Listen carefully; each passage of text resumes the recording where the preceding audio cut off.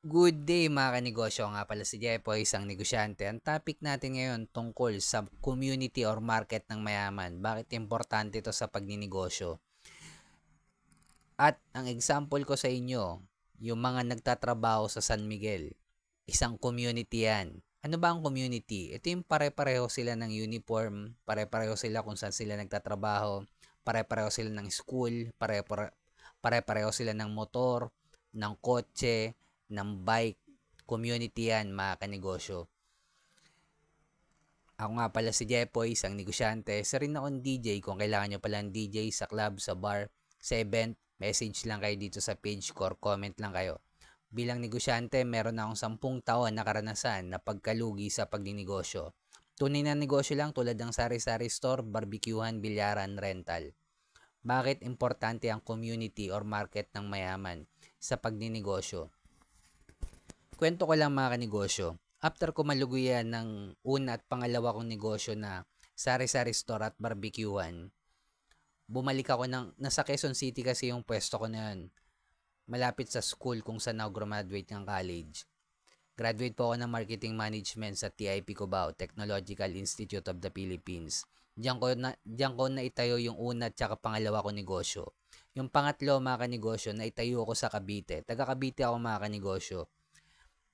At sa pangatlo kong negosyo, pamilyar na ako sa Focus in One, pamilyar na ako sa market ng mayaman, tsaka sa level 2 business model. Naitayo ko yung pangatlo kong negosyo na bilyaran malapit sa school ng De La Salle, Dasma, mga kanegosyo. Kaya nalugi yung negosyo kong bilyaran. Nagkataon kasi na although may face-to-face class na pero sobrang konti pa rin yung nagpe-face-to-face class. Ang face-to-face classes lang nila puro laboratory class, kaya sobrang konti pa rin. Pero in, inabot pa rin ako ng years mga kanegosyo bago ko i-close yung negosyo ko.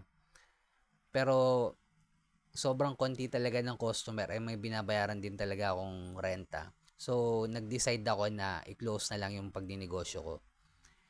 Pero hinanap ko talaga yung community ng mayaman nung bumalik ako ng Cavite. At yun nga, naitayo ko yung bilyaran ko malapit sa De La Salle, Dasma.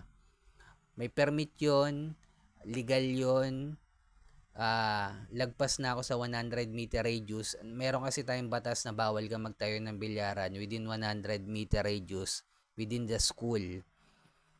Lagpas na medyo malayo ng bilyaran ko sa school. Pero ang community pa rin pinagsisilbihan ko is mga taga Lasal, mga kanegosyo. Nagkataon lang talaga na konti pa lang. Although meron ng face-to-face, pero sobrang konti pa rin yung nag-face-to-face class nun. Karamihan puro synchronize,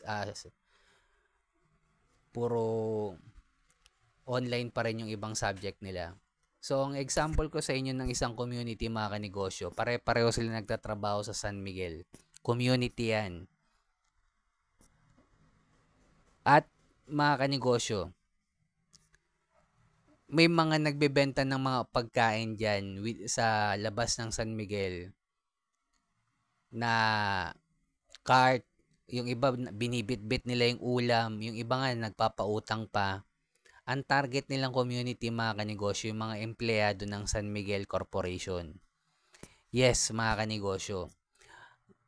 Siyempre, trabahong malupit pa rin, hindi trabahong tamad. Kaya pwede sila makapag-markup ng malaki. Basta masarap yung ulam na tinitinda nila.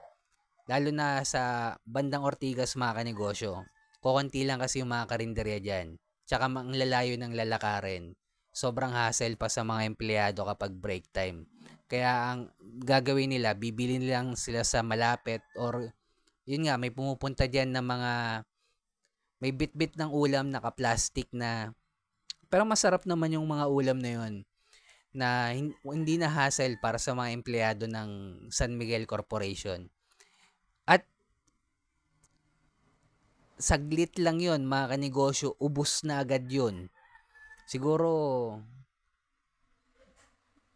magdadala sila ng 200 pieces na ulam, may kanin na rin kasama, may kutsara na rin yon. Ubos agad yon, isang break isang lunch lang yun. Hindi pa nila minsan hindi pa nila pinapautang yun. Talagang cash bayad agad. Makikita mo yung suot nila, hindi sila gusgusin. Maganda mga suot nila ate doon, mga nagtitinda ng ulam. Mag-aabang lang sila sa labas ng gate ng San Miguel Corporation.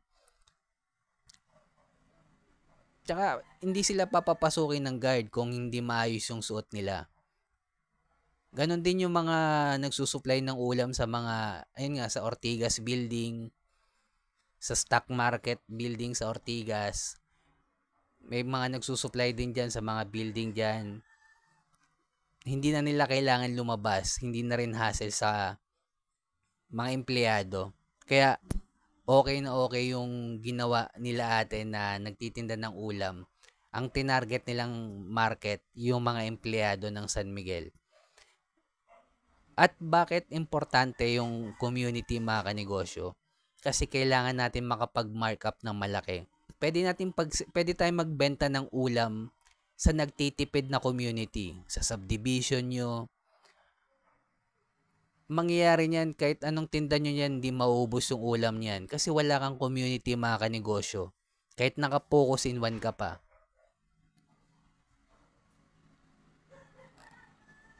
Pero kapag naibenta mo yan sa community or may pera mga kanegosyo, at pwede ka pa makapag-markup na malaki, sigurado kikita ka talaga. Kaya kung nagsisimula ka pala magnegosyo, targetin mo yung mga community tulad ng mga empleyado ng San Miguel Corporation, mga estudyante, mga may-ari ng kotse, may-ari ng motor, may community nagtitipid, may mga community grabe ding gumastos. Targetin natin yung mga community merong pera. Hindi masama yung nagtitipid, budgeted lang talaga yung pera nila. Kaya kung nagsisimula kang magnegosyo, hanapin yung community. Kung wala ka pang product or market, pagsilbihan natin sila. Focus in one, focus sa community. Kung nagsisilbi ka na sa isang community, wag ka na magsilbi sa ibang community mga kanegosyo. Focus pa rin, scale up yung negosyo natin. Panghuli, kailangan na natin gumawa ng original content.